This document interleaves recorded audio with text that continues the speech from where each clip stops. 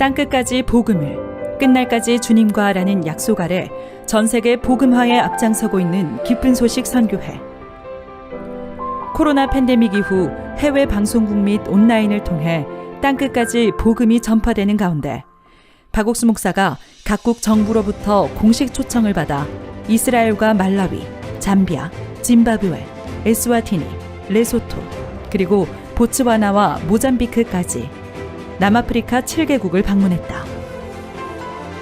먼저 이 땅의 마지막 선교지 이스라엘 정부의 공식 초청을 받아 지난 3월 14일부터 20일까지 일주일간 방문한 박옥수 목사. 이 기간 동안 박 목사는 마인드 교육 논의를 중점으로 정부 인사들과의 면담, 이스라엘 최고 랍비 및 유대인들과의 교류, 바이블 컨퍼런스와 방송국 인터뷰, 그리고 이스라엘 국민들을 위한 다채로운 콘서트 등으로 이른 새벽부터 늦은 밤까지 바쁜 일정을 소화했다. 청소년들의 변화로 뚜렷한 성과를 보이는 마인드 교육에 주목한 이스라엘 정부는 박옥수 목사의 방문을 반겼다. 특히 박옥수 목사를 이스라엘에 공식 초청한 지에브 엘킨 제1부총리, 예루살렘부 장관과 건설부 장관을 겸직하는 그는 16일 장관실에서 이루어진 만남에서 이스라엘 청소년들의 교육에 뜻을 함께하겠다는 박 목사에게 고마워하며 앞으로의 협력을 기대했다. 이스라엘 교육부의 아비가논 차관 역시 이스라엘의 공교육 시스템과 그 문제를 두고 마인드 교육이 강조하는 사고력과 자제력, 교류하는 능력의 필요성에 대해 공감했고, 현재 세계 여러 나라 정부가 시행 또는 계획 중인 마인드 교육 시범 교육 방안들을 구체적으로 고려하겠다고 말했다. 또한 이스라엘의 최고 권력기관인 국회, 크네세트 방문에서도 이타마르 벤 그비르 의원, 심카 로스만 의원, 크네세트 교육문화체육위원회 주리스 기달리 국장이 각각 박 목사를 만나 이스라엘에서의 IYF 활동을 돕겠다는 의사를 보였고, 박 목사의 이스라엘 방문 소식을 들은 에티오피아와 잠비아, 온두라스, 콜롬비아, 파나마까지 5개국 주 이스라엘 대사들이 박 목사를 찾아와 청소년 문제 해결에 IYF와 박 목사가 협력해 주기를 요청했다. 그런 가운데 이스라엘 서부에 있는 아슈도드시가 IYF와 교육 협력 등을 위한 양해각서를 체결했다. 양측은 앞으로 우호적 관계를 구축하기 위해 노력하면서 청소년 문화교류 및 다양한 분야에서 상호 활동을 지원하게 됐다. 언론인들도 박옥수 목사의 방문을 반겼다. 러시아계 유대인들에게 박옥수 목사 설교를 방송하고 있는 러시아 TVN의 얀 볼코프 국장은 박옥수 목사의 이번 이스라엘 방문 및 복음 선교 활동이 매우 역사적인 의의를 지님과 동시에 이스라엘 성지에 복음의 진보를 가져올 것이라고 호평했다. 에티오피아 유대인교회 사무총장이자 이스라엘 국영 케이블 방송국 IETV의 진행자 메하레 암살루는 박옥수 목사와 복음 교제를 나눈 후 죄사함을 확신하면서 앞으로 복음을 함께 전하겠다는 의사를 보였다.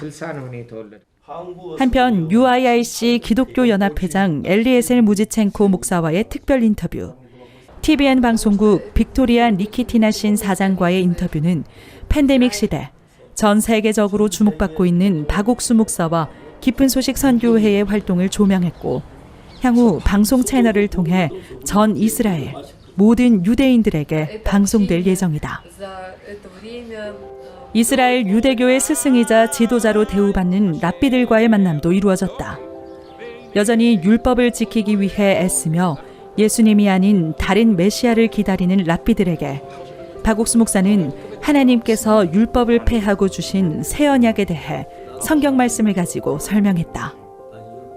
특히 가장 높은 권력을 가진 최고 랍비 중 한 명인 요나는 박 목사에 대한 소개를 듣고 흔쾌히 면담에 수락했고, 박옥수 목사와 율법에 대해 토론하던 중 법궤에 대한 말씀과 예레미야 31장 말씀에 놀라며 말씀을 인정했다. 이 면담으로 박옥수 목사는 최고 랍비에게 복음을 전한 최초의 목회자가 됐고, 다른 랍비 역시 박옥수 목사에게 존경을 표하며 향후 지속적인 교류를 기약했다. 또한 저녁에는 유대인들을 위한 바이블 컨퍼런스가 이틀 동안 열리면서 유대인들에게 복음을 전했고, 이어 에티오피아계 유대인들을 위한 모임과 특별 안식일 예배, 이스라엘 기독교 목회자 및 비숍들과의 오찬 및 개인 면담, 그리고 CLF 컨퍼런스가 열렸다. 박옥수 목사의 이번 방문을 통해 율법이 아닌 은혜로 이루어지는 구원, 그 정확한 복음을 들은 목회자들은 이 말씀이야말로 이스라엘에 반드시 필요한 말씀이라며 온 유대인들에게 이 복음을 전하기를 소망했다. 뿐만 아니라 16일에는 홀로코스트 희생자 및 유족을 위로하는 홀로코스트 메모리얼 콘서트를, 17일에는 이스라엘의 대명절 중 하나인 불임절 기념 평화 콘서트, 18일에는 황금의 예루살렘 콘서트를 열어 이스라엘 국민들에게 위로와 소망을 동시에 건넸다. 히브리어로 된 이스라엘의 명곡들을 멋지게 소화해낸 그라시아스 합창단에게 관객들은 찬사를 보냈고, 박옥수 목사는 그곳에서 인류에게 찾아온 진정한 불임절, 예수 그리스도가 이루신 죄사함을 증거했다. 하나님이 주신 지혜와 은혜로 말미암은 소망과 기쁨이 온 유대인들에게, 온 이스라엘에 전해진 것이다. 이스라엘에서의 일정을 마치고 박옥수 목사는 곧바로 남아프리카 7개국 초청 방문 일정의 첫 번째 방문국 말라위로 이동했다. 낸시 템보 외교부 장관과 브라이언 카만다 대통령 종교자문이 마중을 나왔고, 정부가 제공하는 국빈 경호 속에 말라위 CLF 컨퍼런스 장소로 이동한 박옥수 목사는 말라위 기독교계를 대표하는 목회자를 포함해 1,500여 명이 참석한 이곳에서 이틀간 복음을 전했다. 그리고 22일 박옥수 목사와 라자루스 차퀘라 말라위 대통령이 면담했다. 목회자 출신의 차퀘라 대통령에게 박옥수 목사는 복음을 전했고, 마인드 교육에 대해 소개하면서 말라위 청소년들을 세계 최고의 청소년으로 만들고 싶다는 소망을 전했다. 차퀘라 대통령은 모든 일의 기초는 복음이어야 한다는 점에서 박 목사가 제시한 비전과 말라위 정부의 발전 목표가 일치한다며 앞으로의 지원을 약속했고, 더불어 말라위의 변화를 위해 IYF가 본이 되어 달라는 당부를 전했다. 이에 대한 말라위 언론의 관심이 뜨거워지면서 이를 자세히 다루기 위한 박옥수 목사 말라위 방문 기자간담회가 열렸고, 말라위의 유력 언론인 MBC를 비롯해 10개 매체가 참석해 이번 말라위 정부와 IYF의 협력이 국가 발전에 큰 기여를 할 것이라는 기대로 질의응답을 진행했다. 다음 날인 23일, 잠비아로 이동한 박옥수 목사는 곧바로 하카인데 히칠레마 잠비아 대통령과 면담했다. 교육부 장관 및 청소년부 장관, 대통령 민정수석, 경제수석, 공보수석 등 고위급 정부 관료들이 함께한 가운데 박옥수 목사는 복음을 전했다. 24절에 But in verse 24, 예수입니다.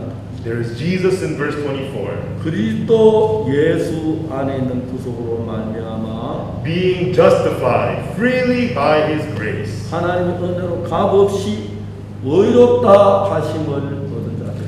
Being justified freely by his grace through the redemption that is in Christ Jesus. 또한 마인드 교육에 대한 10개년 계획을 제시하며 잠비아 청소년들을 세계 최고의 청소년으로 만드는 일에 대통령의 협조를 요청했다. 히칠레마 대통령은 마인드 교육에 대한 지원을 약속하면서 IYF를 통해 잠비아 청소년들이 필요로 하는 것을 주고 싶다고도 전했다. 오후 5시에는 수많은 인재를 배출해온 잠비아 국립대학교에서 초청 마인드 강연이 열렸다. 잠비아 미래를 이끌어 나갈 대학생들에게 소망을 심었고, 강연에 깊은 감명을 받은 국립대학교 측은 교내 마인드학과 설립을 계획 중이다. 또한 잠비아 정부가 IYF에 무상 임대한 부지 5만 4천 평에 각 층 400평, 4층 건물로 아름답게 지어진 잠비아 청소년 센터의 준공식이 열렸다. 대통령 대리로 자리한 무탈레 날루망고 부통령, 그리고 청소년부 장차관과 교육부 장관, 루사카 주정부 장관 등 고위급 인사들과 잠비아 대표 비숍들이 참석했다. 이들은 잠비아 청소년들이 이곳에서 건강한 마인드와 지도자적 자질을 갖춘 미래의 인재로 자라나기를 소망했다. 그 외에도 잠비아 최대 국영방송국인 GNBC와의 인터뷰, 공군 장성급들을 대상으로 한 특별 마인드 강연 등이 진행됐고, 이 소식들이 잠비아 언론들을 통해 다뤄지면서 앞으로 잠비아에서 마인드 교육 열풍이 더욱 뜨거워지리라는 기대를 모았다. 25일 세 번째 나라 짐바브웨에 도착한 박옥수 목사는 정부 초청 공식 귀빈으로 에스코트를 받으며 IYF 후원자의 밤 행사에 참석했다. 이 자리에는 교육부 장관과 하라레 시장을 비롯해 교육부 차관과 최고국장, 외교부 부장관 등 정부 인사 150여 명, 그리고 국영방송 GBC와 헤럴드, 데일리메일 등 15개 언론사가 참석해 복음을 들었다. 다음 날에는 수도 하라레시와 짐바브웨 IYF가 청소년 교육 협력 등에 관한 양해각서를 체결했고, 하라레 시장은 항상 하나님과 함께하는 IYF와 협력하게 돼 기쁘다며 앞으로 활발한 교류와 협력을 기대했다. 같은 날 저녁에는 퍼블릭 렉처라는 제목으로 열린 CLF 컨퍼런스에서 2,500여 명이 복음을 들었고, 짐바브웨 기독교 전도자 연합 GCMA와 기쁜 소식 선교회 간의 양해각서가 체결됐다. 이를 통해 앞으로 기쁜 소식 선교회가 GCMA 목회자들을 위한 신앙훈련 및 마인드 강연을 진행하게 됐다.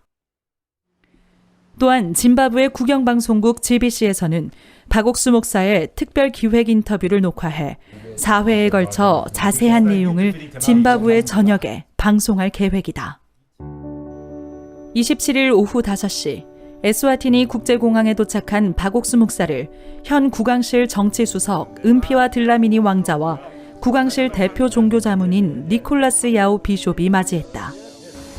경찰의 에스코트를 받으며 IYF 자문위원 및 후원자의 밤 행사에 도착한 박옥수 목사는 국왕실 정치수석 부부와 청소년부 장관, 경찰 부청장 및 왕실 식구들, 대표급 비숍들 앞에서 복음을 전했다.